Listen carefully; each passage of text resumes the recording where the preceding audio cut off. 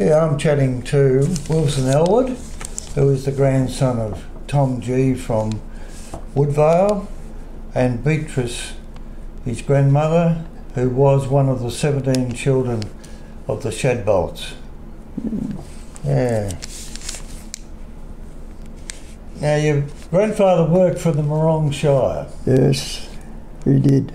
And what was his job? He was a grader driver. Right. He had a team of 4 horses, and the grader used to go around the Morong Shire. Right. So he'd head off on a Monday morning? Yes. And what did it look like? Well, he had the 4 horses in the front, the grader, and his sleeping wagon, and the horses' feed wagon behind the grader. So it was like a road train? Yes. And that's how he went everywhere. Yeah. And when would he come back? On a Friday evening. Yeah. Most Fridays. If he was too far out in the Morong Shire, he would stop for the week, over the weekend. Yeah. Yeah. Right. And your grandmother, you lived with the grandmother? With your mum and your grandmother? Yeah, for a while, yeah. Yeah. And how many children were there in your family? 3. Right. Yeah. So 2, my brother and my sister, and I'm the eldest. Right. So there's the 3 of you? Yeah. Yeah. And your mother was also called Beatrice? Yes. Yeah. Right. Only that's all it was, Beatrice. No second name. Oh, right. Yeah. And you had the block across the road? Yes. And what would you run on it? I had some, when I started work, when I was 14, I used to run a few cows, and the horses were there, and I had 140 acres there. Right. Yeah. And a lot of scrub and timber. Right. And what age did you leave school? 14. And where did you work? I worked for Tom Rothicker at Woodvale. Tom and his brothers, one at Serpentine and one at Mysia, as well as Woodvale. Yeah. Well, how would you get up to Serpentine, for Ride the instance? bike.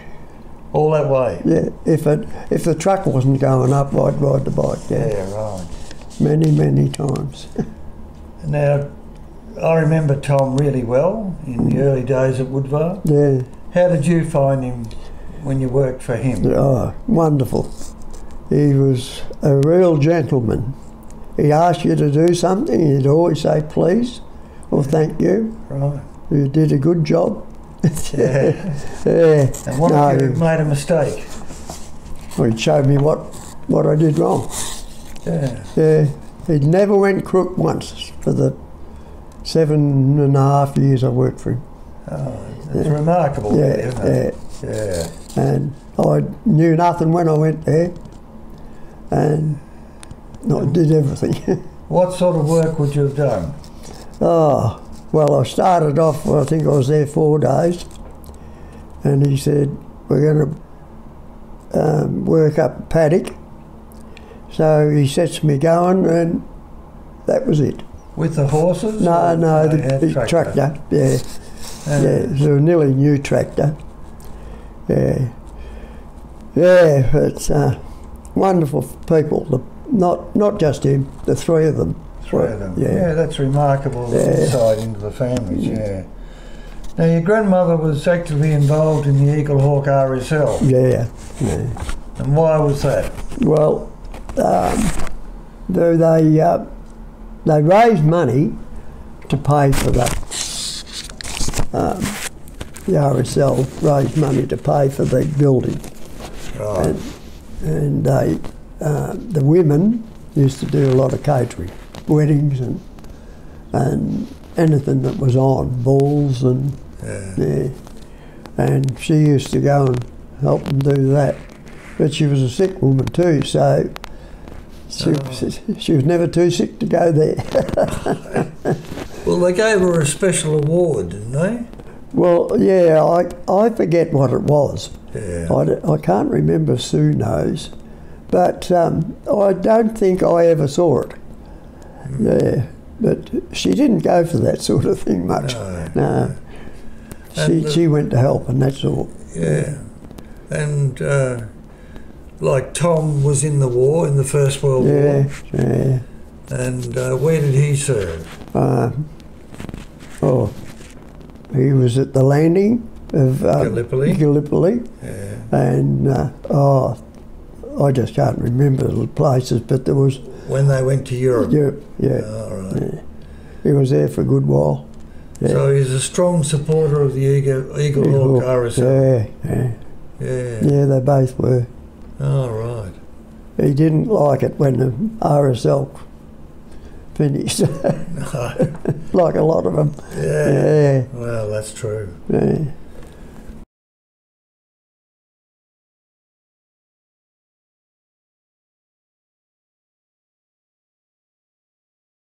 I'm chatting to Bertha Lobb, who was Bertha Meehan, and she likes to call herself Jackie. Now, I'm just wondering, Jackie, your father and mother, who were they from Woodvale?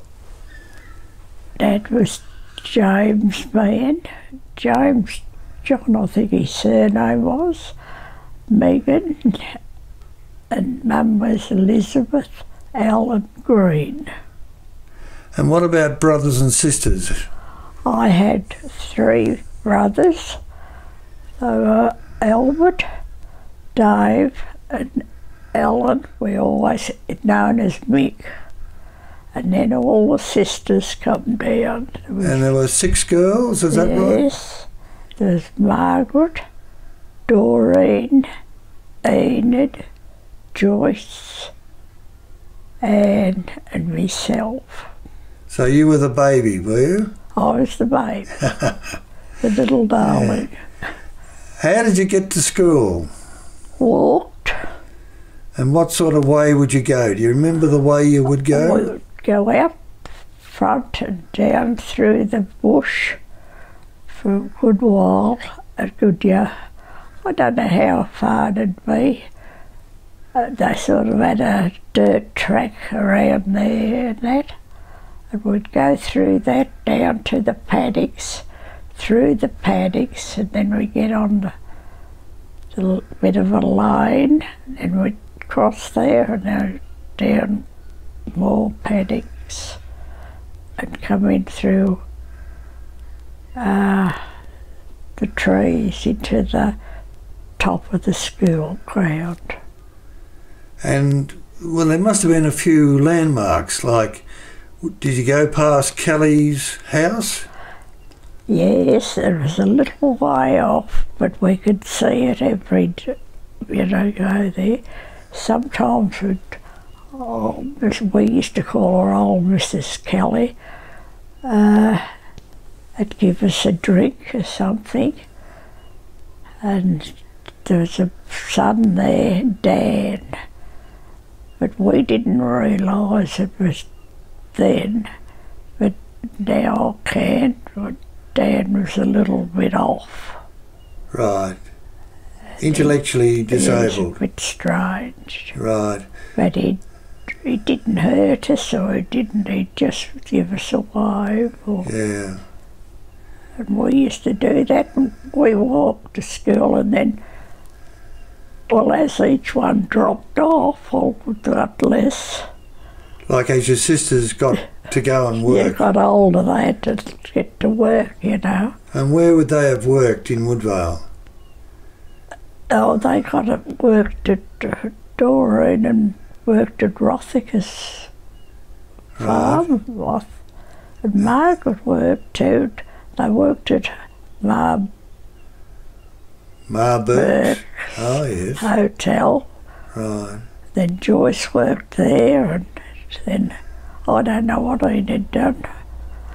And then Enid and Dora, Margaret was old enough, she'd got a job and was over, and she stayed there. And then Enid and Doreen got work at the Hanro factory in Bendigo, so they used to have to walk in and catch the first tram into. Well, they'd walk all the way to Eagle Hawk? Yeah. Right. Everybody walked. Yeah. And how would your mum get supplies? Like, Pardon? how would your mum get food and supplies? Well, she used to walk over to the highway, the Woodvale road that come to Eagle Hawk, and there used to be a bus come in, and she'd catch that, and then she'd walk over to the. We'd walk over and meet her in the bus. All right. I think the bus went through to Raywood. I don't know. Right. But sometimes she'd get a ride, not very often, no.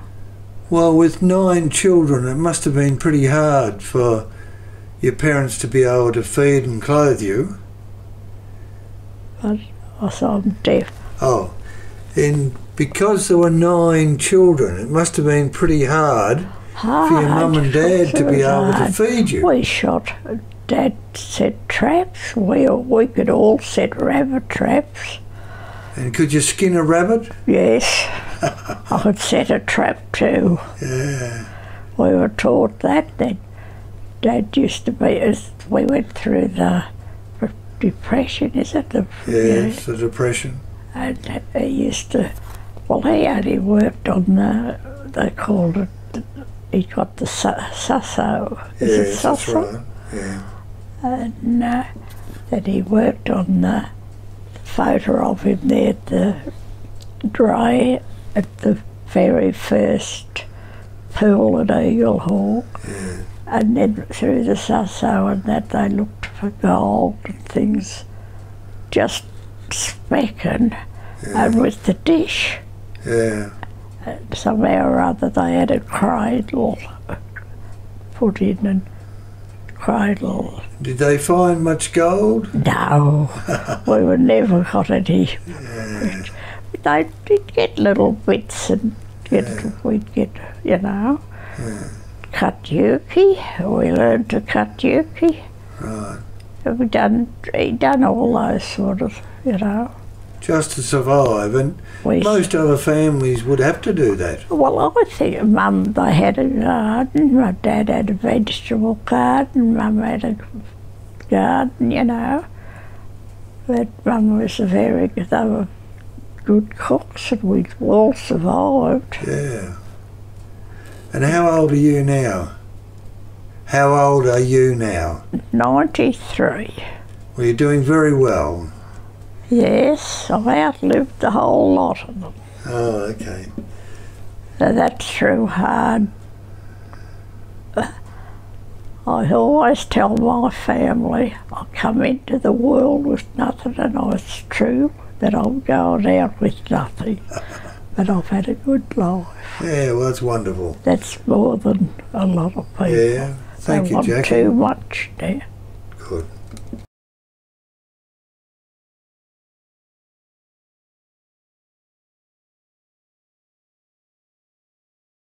Well, I'm having a chat to Mary Quinn, and she's now Mary Dole, and she lived in Myers Flat and Woodvale in the 1930s and 40s.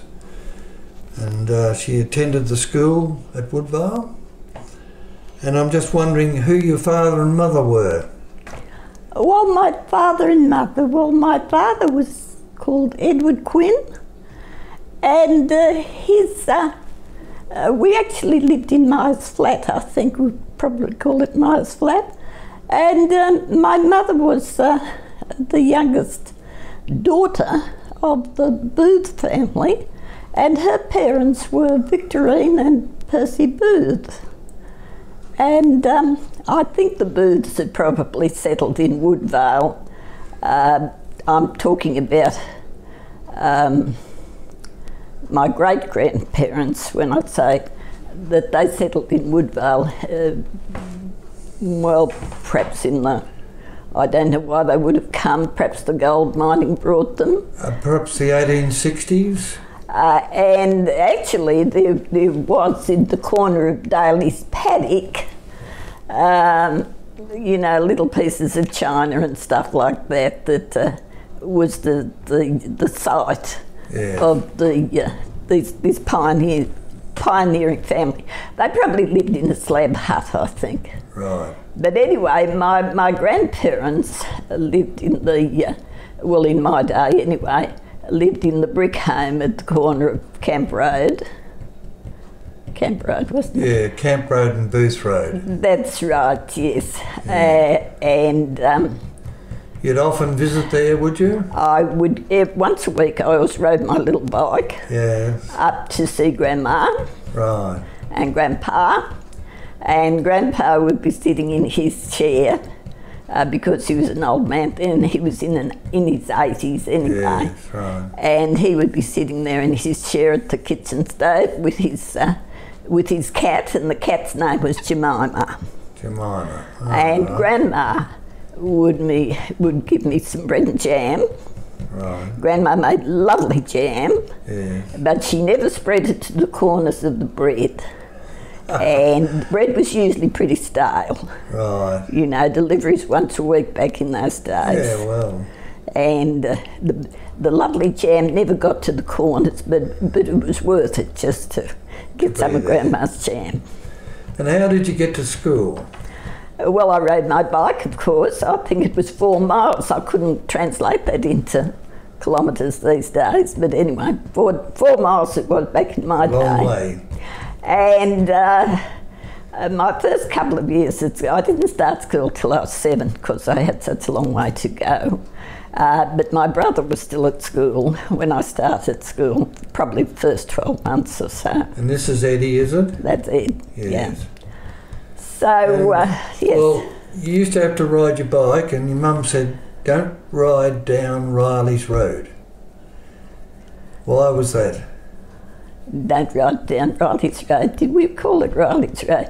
You mean the boxthorn? Yes, well, there was a boxthorn hedge all along. It would be interesting to know, you never think to ask these things of your parents, who planted the boxthorn hedge, but kind of like an English hedge, I suppose, you know. Well, that's right, and it would have kept the sheep in. Yes. So they don't go through the spikes. Of course. It was quite a high hedge. Yeah. But, of course, it was... Give you punctures. It certainly gave us punctures. Yeah. So you used to ride past the old House at Home Hotel? Yes, so I'd come back down Camp Road then. I'd come up, from the school and then come back down the road. Yeah. And...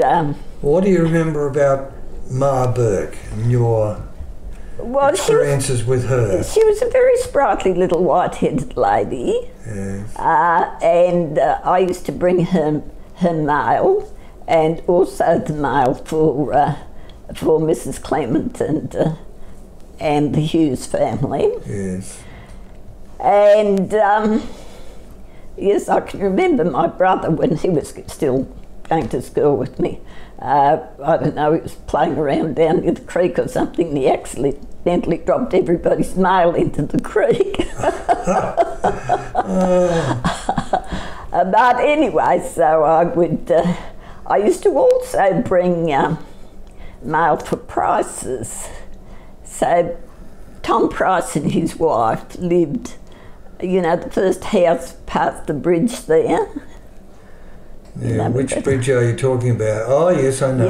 Yes. Coming down towards the old House at Home. Yes, that's right. So I would bring them mail also. I did quite well, I think, with the... And you were rewarded, how would Ma Burke reward you for your help? Well, Ma Burke had a very prolific grapevine, and so, when the grapes were flourishing, she would come out with a large bunch of grapes for me, and she'd say, and here's some bellyache for you, love. A bag of bellyache, yeah. So I would go off with my bellyache. And would she give you other things as well? Oh, definitely. She always had some little treats, you know, a little cake or something she'd made. And what about on a Friday if you got a pasty? Oh, dear me, yes. I can distinctly remember, you know, it was one of those cold Fridays and, you know, I was riding my little bike. Kids these days are so spoiled they had their mummies there to pick them up at the school gate. That's right. But, you know, it came rain, hail or shine, you know. Yeah. I was riding my little bike and so it was a very cold evening and she came out to me with this hot pasty straight out of the oven. Oh, you can imagine what would have meant to a hungry, cold little school kid. And I looked at it and I remembered, dear me, it was Friday and I was a Catholic. Yes. Oh, Lord. We'll leave the story there. I don't know whether you ate it on the way home or you took it home. I'm just wondering then, what about Mrs. Clements? What do you remember? Mrs. Clements was a lovely lady. She was always very sweet and well dressed. And her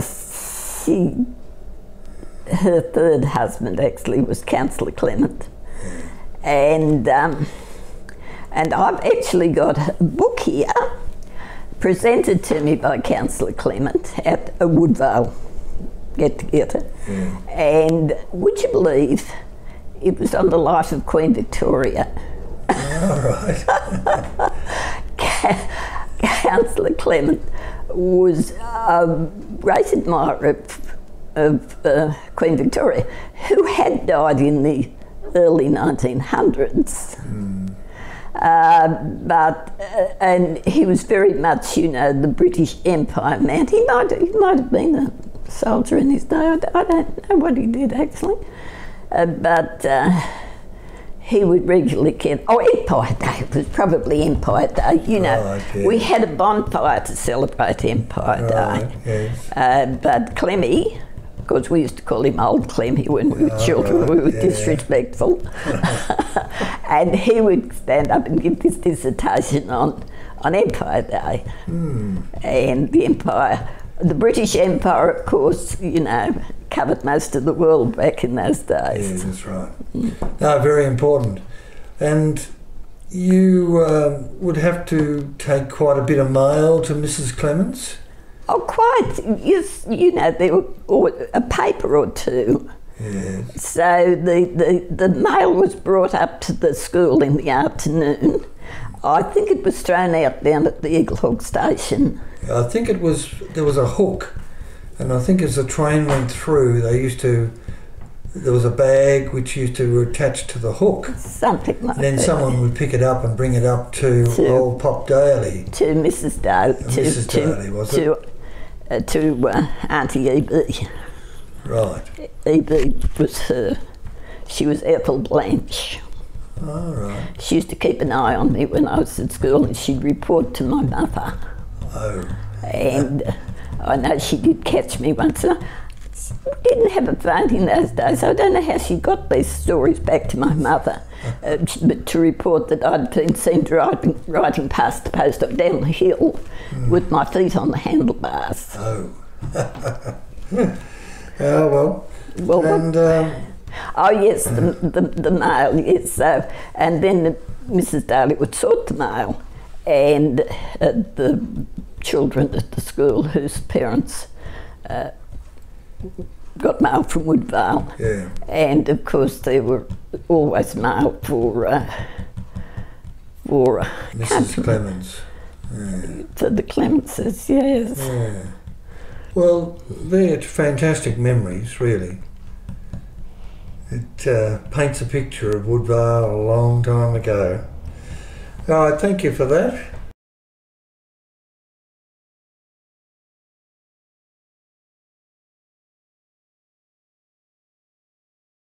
Well, I'm chatting to Ken Gordon, and his grandfather was?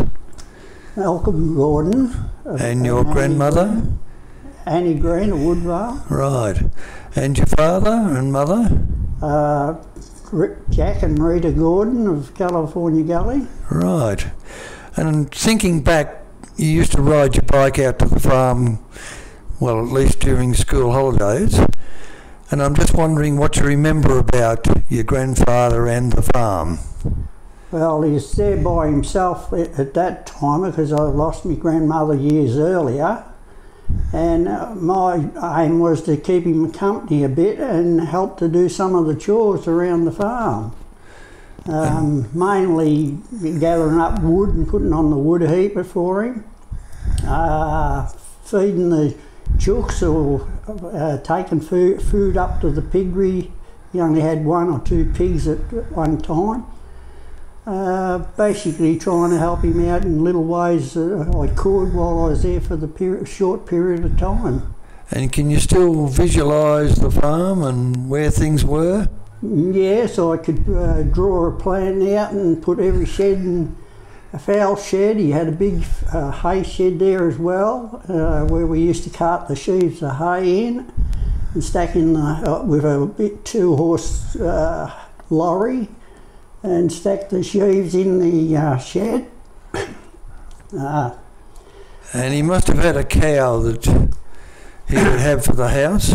Yeah, he had a cow, and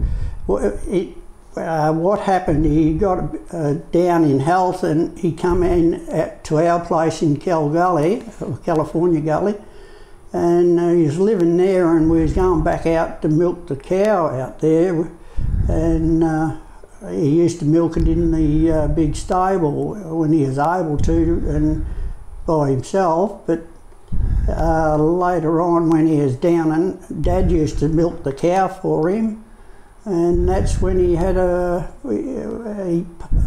sitting on a log of wood outside the shed on a nice sunny morning when Dad was inside the shed milking.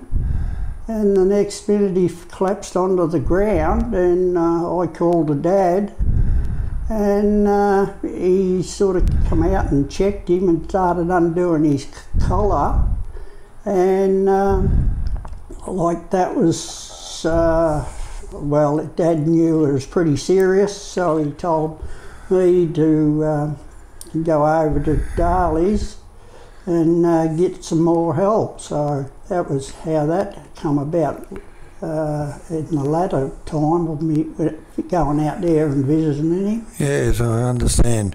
And was there a memory of the funeral? Do you remember that when they had the funeral, would they have left from Woodvale, or do you remember? No, the only thing I remember when we went over to Darley's, and Mrs. Darley kept us there while the men went over to help out.